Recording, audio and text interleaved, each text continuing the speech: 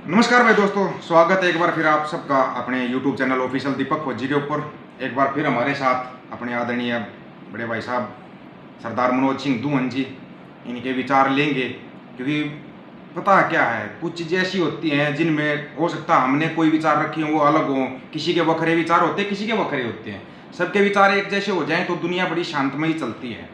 लेकिन आज कुछ बातें ऐसी हैं जो पूछेंगे भाई साहब से, भाई साहब की राय लेंगे। जैसे कि बंदी सिंहों के बारे में, या भाई जो हरियाणा के अंदर कुछ अलग टाइप के ट्रेंड चले हुए हैं, कोई कुछ बोल देता, कोई कुछ बोल देता है।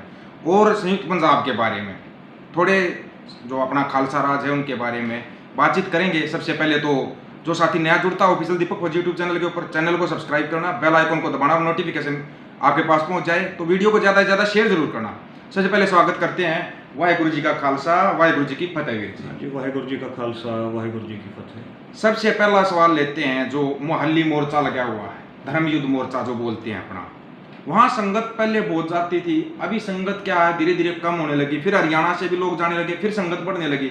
ये अप डाउन जो चल रहा है। और एक कितने साल हो गए बंदी सिंहों को, 33 साल हो गए हैं। सजाएं भी उनकी पूरी हो चुकी, पूरी से भी बात हो चुकी है। ऐसा क्या कारण है कि बंदी सिंहों की रिहाई नहीं हो पा रही? देखिए, बंदी सिंहों की रिहाई नहीं हो पा रही। अभी जैसे भाई अवतार सिंह खंडा जी का भी जो मर्डर हुआ जी जी इंग्लैंड में, जी तो उनकी भी डेड बॉडी को इंडिया में नहीं लाने दिया गया। जी और उनकी जो पोस्टमार्टम जो होना था, जो बायोप्सी होनी थी, उसको भी ब्रिटेन की गवर्नमेंट ने उसको नहीं परवान चढ़ने दिया। अच्छा इवन उनकी मदर को भी वहाँ नहीं जाने दिया। तो ये जो है मतलब केवल बंदी सिंह ही नहीं, इवन जिनकी डेथ भी हो रही है, जो शहीद भी हो रहे हैं, उनके प्रति भी इंडियन गवर्नमेंट का जो जो नज़रिया है वो ठीक नहीं है, जो बर्तारा है, जो बर्ताव है वो ठीक नहीं है। और ये चाहते हैं, ये दिखाना चाहते हैं कि भाई सिख कौम एक गुलाम कौम है, हम लोगों के साथ गुलामी की तरह व्यवहार ये लोग करते हैं। और मैं जैसे खुद भी जेल में रहा करीबन 4 साल, तो ज़रूरत नहीं थी 4 साल रखने की, क्योंकि केसेस जो थे वो हमने कोई ऐसा गुनाह नहीं कर रखा था। लेकिन जानबूझ के कौम का मोरल को डाउन करने के लिए, डिमोरलाइज करने के लिए ये ऐसा करते हैं, एग्जाम्पल सेट करने के लिए ऐसा करते हैं कि कहीं कोई नया आदमी जो है उस तहरीक में, उस मूवमेंट में ना आ जाए। तो हालांकि अब सिख कम्युनिटी के जो यूथ है वो भी अब जो है बहुत शाना हो गया है, वो बहुत अब जो है इलेक्ट्रॉनिक मीडिया के थ्रू ही वो काम कर रहा है।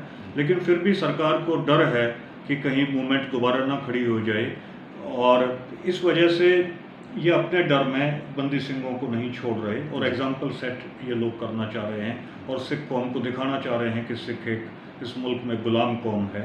तो जिस वजह से, अच्छा, जहाँ तक बात है कि भाई मूवमेंट में कभी लोग ज़्यादा हो जाते हैं, कभी कम हो जाते हैं, ये तो रहेगा ही। कोई भी मूवमेंट है वो फसल के सीज़न पर भी डिपेंड करता है। कई बार ऐसा होता है कि बुवाई का सीज़न हो या कटाई का सीज़न हो, तो पीजेंट ही जाते हैं, किसान ही जाते हैं इन मूवमेंट्स में, तो वहाँ थोड़ी सी भीड़ कम हो जाती है। जहाँ किसान के आराम का सीज़न आए वहाँ भीड़ ज़्यादा बढ़ जाती है।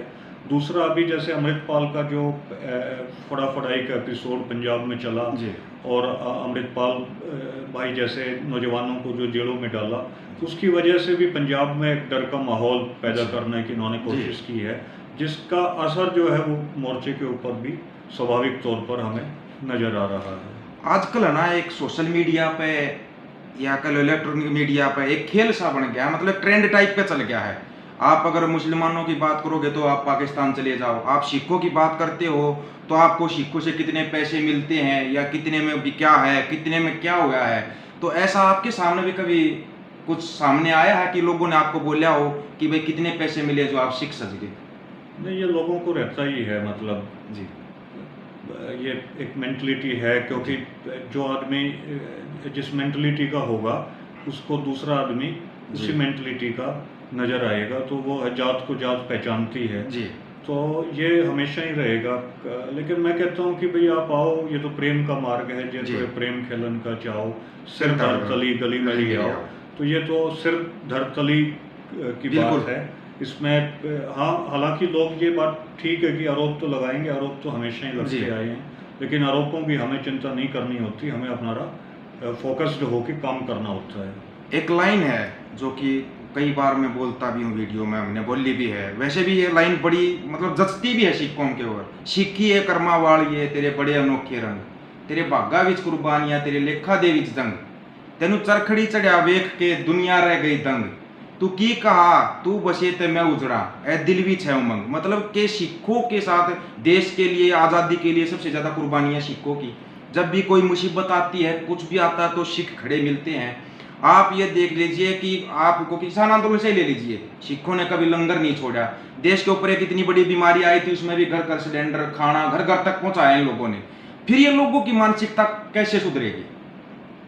देखिए, गुरु महाराज ही सुधारेंगे जी। और अब भी काफ़ी सुधार लोगों की मेंटलिटी में आया है किसान मूवमेंट के बाद जी और पहलवानी मूवमेंट के बाद भी जी कि जिसमें पहलवानों के साथ कौन खड़ा हुआ, पंजाब जी, का सिख बिल्कुल। जाके खड़ा हुआ, अभी मणिपुर के साथ भी अभी खड़े। मणिपुर के साथ भी खड़े हैं। इवन जी। बाढ़ में भी केवल सिखों बिल्कुल। ने ही ज़्यादा जो है जी। उसमें मदद पहुंचाई। जी। तो जो जो समय आगे बढ़ेगा, खालसा राज का समय नज़दीक आता जाएगा। जी। और गुरु महाराज जी की भी ये प्रोफेसी, उनकी भविष्यवाणी है कि राज करेगा खालसा, जी आकी रहे न कोई। रोज हम लोग अरदास में यही बात कहते हैं कि भाई जी। जो ख्वार हुए सब मिलेंगे, जी। बच्चे शरण जो हुए, तो जो लड़ाई में जो बिछुड़ गए थे वो सारे मिलेंगे। तो ये बात ठीक है, फॉल्ट लाइन आती है कभी भी, जी। कोई भी मूवमेंट चलती है कि फ़र्ज़ करो कोई सोने की जो है तो वो खान की खुदाई कर रहा हो, तो बीच में एक फॉल्ट लाइन आएगी जी, जहाँ जी। लोगों को लगेगा, कि खान हम के वो खोदने हाँ। वाले को लगेगा कि नीचे कुछ नहीं है, जी। लेकिन वो फॉल्ट लाइन है। उस फॉल्ट लाइन को जब हम लोग पेनिट्रेट करेंगे, जब उसको खोदेंगे तो नीचे सोने की खान है। तो अभी बीच बीच में जो है फॉल्ट लाइन्स भी आती हैं, लोगों को लगता है कि सिक्की जो है वो अभी बढ़ नहीं रही, जी। लेकिन सिक्की फिर उछाल मारती है, जी। एकदम ग्राफ सिक्की का बढ़ता है। तो मेंटलिटी बदल रही है लोगों की, अब फर्क पड़ा है। एक मैसेज जो हरियाणा, जो संयुक्त पंजाब के युवाओं को आप देना चाहते हो, कि जिस मैसेज के जैसे पंजाब के अंदर भी नशे का कुछ चलन ज़्यादा ही बढ़ा रहे हैं, एक ऐसा मैसेज जो युवाओं के लिए प्रेरणादायक हो, सरदार मनोज सिंह दून जी, क्या मैसेज होगा वो आपका? देखिए, मेरा मैसेज हमेशा ही यही रहता है कि हम लोग हरियाणा पंजाब की एकता को बरकरार रखें। जी। क्योंकि हमारी जो एकता है, जी। उस एकता से ही सारे मसले हमारे हल होने हैं। और हम जो पंजाबी अदर फिगर्स हैं, जैसे मियाँ सर फजल हुसैन, जी। सर सिकंदर हयात खान, सर खिजर हयात खान टिवाना, जी।